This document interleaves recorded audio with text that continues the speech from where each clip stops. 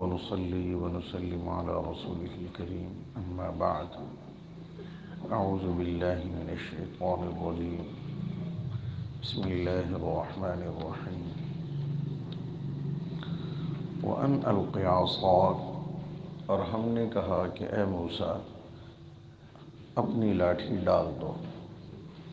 فلما رآها تهتز كأنها جان، سو جب انہوں نے اس کو لہراتے ہوئے دیکھا جیسا کہ وہ پتلا سانپ ہو، ولا مدبرا، تو پیٹھ پھیر کر چل پڑے، پیٹھ پھیر کر بھاگے، ولم يعقب، اور مڑ کر بھی نہ دیکھا. یا موسیٰ اقبل ولا تخف، ہم نے کہا کہ اے موسیٰ پلٹ آؤ اور ڈرو مت. انک من الآمنین، یقیناً آپ تو محفوظ لوگوں میں سے ہو. اسلک یدک فی جیبک تخرج بیضاء من غیر سوء، اپنا ہاتھ اپنے گریبان میں ڈالو، وہ نکلے گا سفید چمکدار ہو کر بغیر کسی بیماری کے.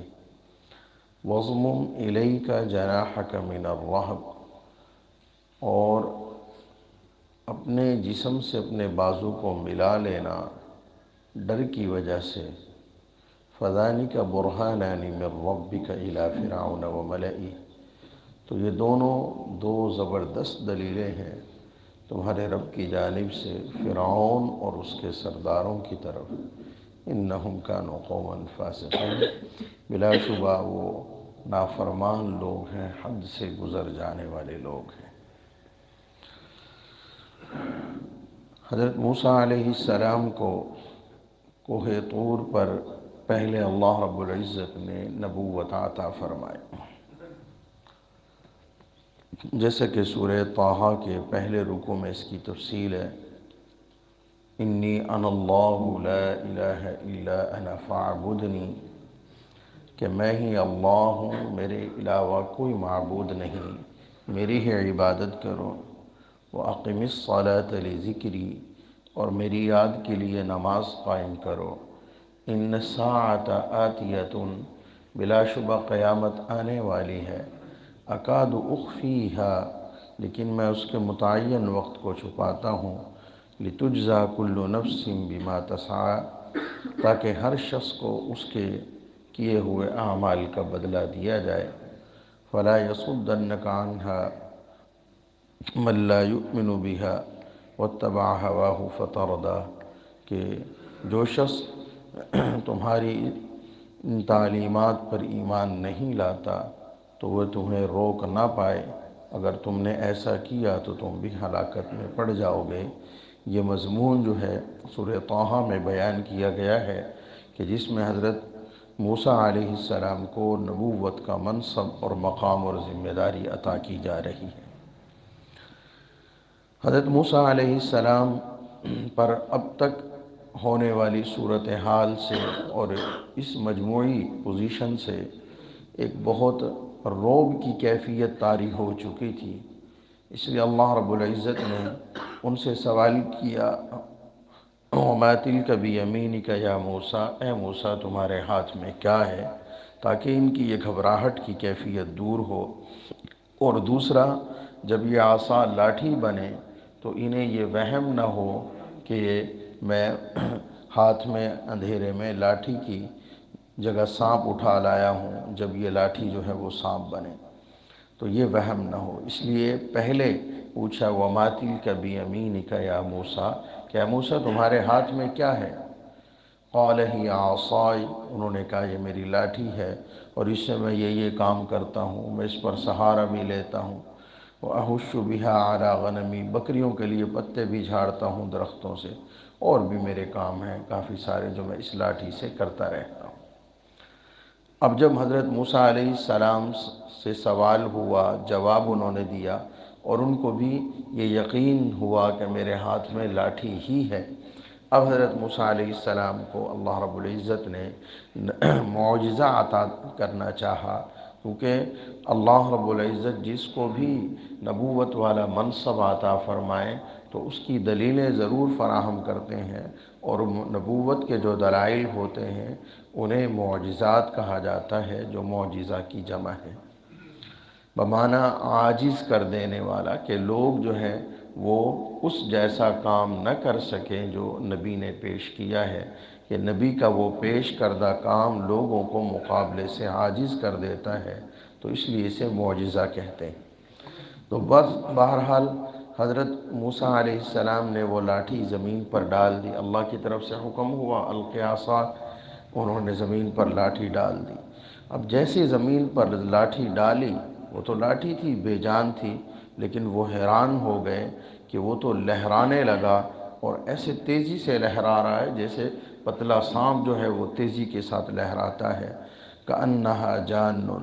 تو حضرت موسیٰ علیہ السلام پر طبعی خوف، پہلے کچھ تاریکی تھی اور عجیب عجیب واقعات پیش آ رہے تھے، ان کی گھبراہٹ اپنی جگہ، اور یہ اب اچانک اپنے ہاتھ کی لاٹھی جو ہے وہ سانپ بن گئی، تو بلا اختیار انہوں نے رخ موڑا اور وہاں سے بھاگے۔ فوراً اللہ رب العزت کی جانب سے ندا آئی کہ اے موسیٰ پلٹ آؤ، ڈرو نہیں، تم محفوظ لوگوں میں ہو، تمہیں کسی قسم کا کوئی نقصان نہیں پہنچے گا۔ قرآن کریم میں حضرت موسیٰ علیہ السلام کی جو لاٹھی سانپ بنی تھی اس کے لیے 3 لفظ استعمال ہوئے ہیں۔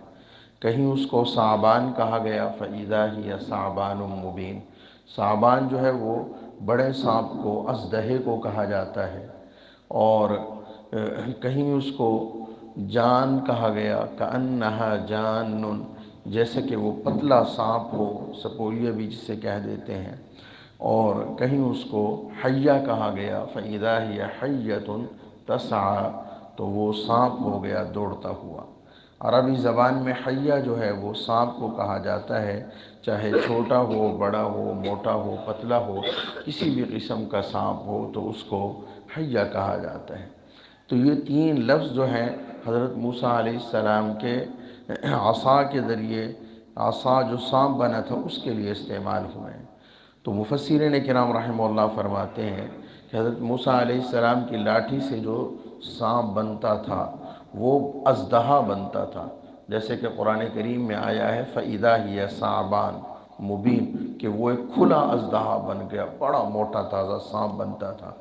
لیکن جو بڑا سانپ ہوتا ہے وہ تیزی سے حرکت نہیں کر سکتا، لیکن اللہ نے اس میں صفت رکھی تھی جان والی، پتلے سانپ والی، تو اس لیے یہاں فرمایا کأنہا جان، گویا کہ وہ سانپ ہے، گویا کہ وہ پتلا سانپ ہے۔ یہ نہیں فرمایا کہ انہا جان، کہ وہ پتلا سانپ ہے، بلکہ یہاں تشبیہ دی ہے کأنہا جان، کہ گویا کہ وہ پتلا سانپ ہے۔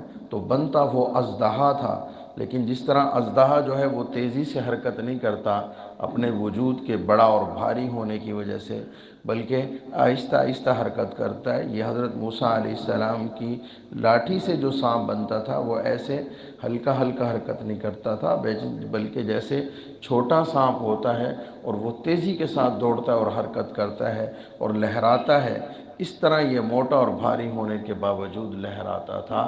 تبھی حضرت موسیٰ علیہ السلام پر اتنا خوف طاری ہوا، طبعی خوف طاری ہوا کہ وہ وہاں سے پیٹھ پھیر کر بھاگ دیا۔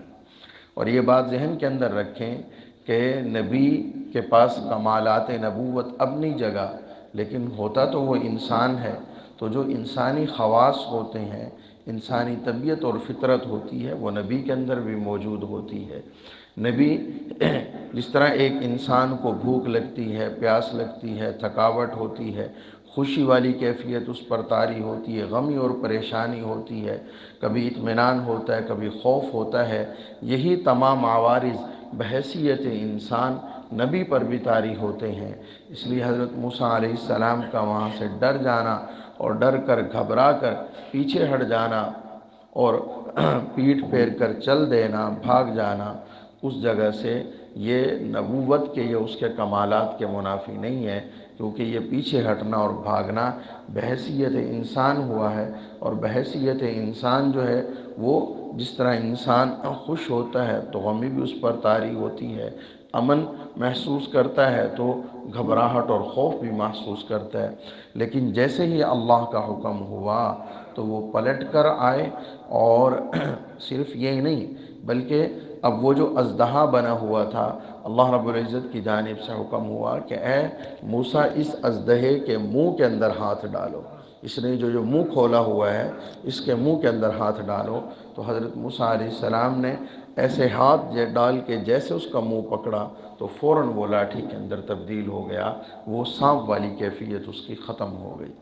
تو فرمائے یہ ایک معجزہ ہے تمہارا، یہ تمہاری نبوت کی دلیل ہے جس کو تم نے فرعون کے دربار میں پیش کرنا ہے۔ اور پھر دوسری دلیل دی، فرمایا کہ یہ تمہارا داہنا ہاتھ ہے، اس کو اپنے گریبان میں داخل کرو، اس داہنے ہاتھ کو ایسے گریبان میں داخل کر کے بغل کے نیچے لے جاؤ۔ چنانچہ حضرت موسیٰ علیہ السلام لے گئے، پھر حکم ہوا باہر نکالو، جب باہر نکالا تو وہ چمک رہا تھا اور روشن بھی تھا، چمک رہا تھا جیسے کہ سورج یا چاند چمکتا ہے۔ تو فرمایا یہ تمہاری لیے دوسری نشانی ہے، اور اگر تمہیں اس سے بھی خوف ہو جیسے سانپ کے لاٹھی بننے سے خوف ہو رہا تھا، تو پھر اس کو دوبارہ اپنے گریبان میں ڈال لینا اور بغل کے نیچے ملا لینا، اس کی یہ روشنی اور چمک ختم ہو جائے گی۔ فرمایا یہ دو معجزے ہیں۔ وَاضْمُمْ يَدَكَ إِلَىٰ جَنَاحِكَ، اور اپنے بازو کو اپنے جسم سے ملا لینا، من الرہب، ڈر کے مارے، خوف کے مارے، یعنی اگر تمہیں یہ خوف محسوس ہو، فَذَلِكَ بُرْهَانَانِ، تو یہ دو کھلی دلیلیں ہیں، مضبوط دلیلیں ہیں تمہاری نبوت کی جو تمہارے رب کی جانب سے تمہیں ملی ہیں۔ تو یہ فرعون اور اس کے سرداروں کے پاس جاؤ اور ان کو پاس جا کر جو باتیں تمہیں کہی جا رہی ہیں وہ ان سے ان باتوں کا مطالبہ کرو۔ دو باتیں حضرت موسیٰ علیہ السلام سے کہی گئی تھی کہ جاؤ فرعون سے پہلا مطالبہ یہ کرو کہ تم سرکشی چھوڑ دو، کفر چھوڑ دو، اور اللہ رب العزت کی ذات پر اور میری نبوت پر ایمان لے آؤ، یہ پہلا مطالبہ ہے۔ اور دوسرا مطالبہ یہ ہے کہ بنی اسرائیل کو ظلم و ستم کر کے جو تم نے غلام بنایا ہوا ہے، ان پر سے یہ ظلم و ستم جو ہے ہٹاؤ اور ان کو آزاد کرو تاکہ یہ اپنے آبائی وطن فلسطین واپس چلے جائیں۔ چنانچہ یہ دونوں مطالبے حضرت موسیٰ علیہ السلام نے فرعون کے سامنے جا کر کیے۔